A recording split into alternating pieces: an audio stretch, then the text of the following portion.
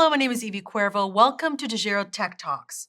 It's not something many of us like to think about, a catastrophic event where multiple lives are on the line. First responders don't have a choice. It's their job to act and fast.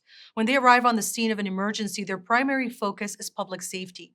Thanks to Dejero technology, first responders have resilient and reliable mission critical connectivity. Let's bring in Dejero Sales Director Michael Stanton to chat more about public safety and connectivity for fleet vehicles and command control centers. Welcome. Hey, thanks, Evie.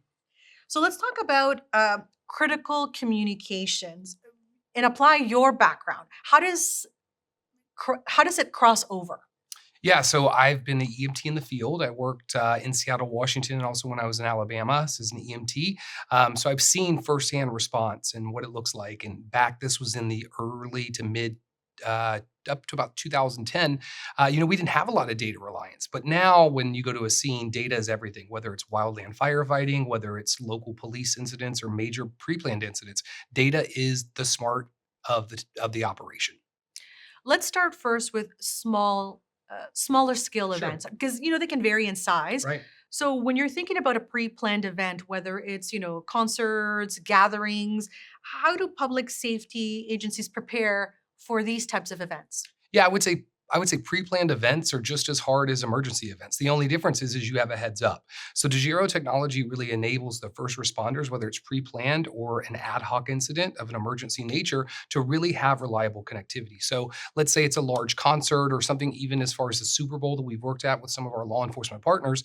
The biggest thing they need is to be able to get through the congestion of what we would call attendees at the event, right? So with Dejero technology, us being able to do, FirstNet priority services, Verizon priority services, and also blend that with technologies like KU satellites and Starlinks, we can really offer them unbreakable connectivity even in those really challenging and congested environments. You mentioned with pre-planned events, you have a heads up. Yep. So in an emergency that is just unfolding, it changes a number of things, including availability of connectivity. Let's talk a bit about that. Yeah, so when you're working in a law enforcement or fire or EMS or even emergency management type position, you really don't know what the next emergency is. So you have to kind of always be prepared. With Dejero, we create this easy button of internet for them. So as long as they get their assets there, whether that's a mobile command vehicle, a squad car, one of our portable devices, they can really rely on that connectivity kind of no matter where they are, depending on how great their needs are from bandwidth and how many people they expect at a scene. They can start bringing in additional assets like satellite to really help a long-term project. Zero is providing kind of the building blocks for public safety to be sure they have the right amount of data depending on the right amount of crews they have on scene. So let's take our fleet mobility solution, right? Patrol car, fire engine, ambulance pulls up to the scene. They already have more than one cellular network to provide it. And sometimes, depending on the location, they may even have satellite dishes, right? So we can provide initial stage, but as more responders come, usually organizations are going to bring out a command vehicle. Those command vehicles are usually equipped with our equipment at a higher level than what a patrol car would get. So you have multiple cell networks in one and also satellite dishes in one. So as the event scales up in size and command vehicles come and more command staff comes, the need for bandwidth just keeps growing. Mm. Whether it's pre-planned or an emergency situation, there is something that they both have in common, and that is having access to remote accessibility, whether it's connectivity, and so their cars vary in size. Yep. Let's talk a little bit about how it differs, though, from one emergency response unit to the next, and the complexities of the vehicles that are involved.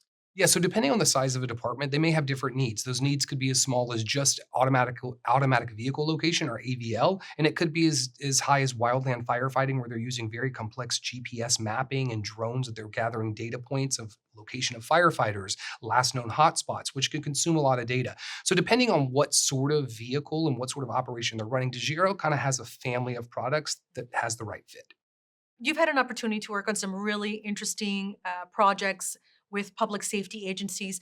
What's one that stands out to you? Yeah, I would say both in the police and fire services, there have been some really cool use cases that Dejero has been able to work with.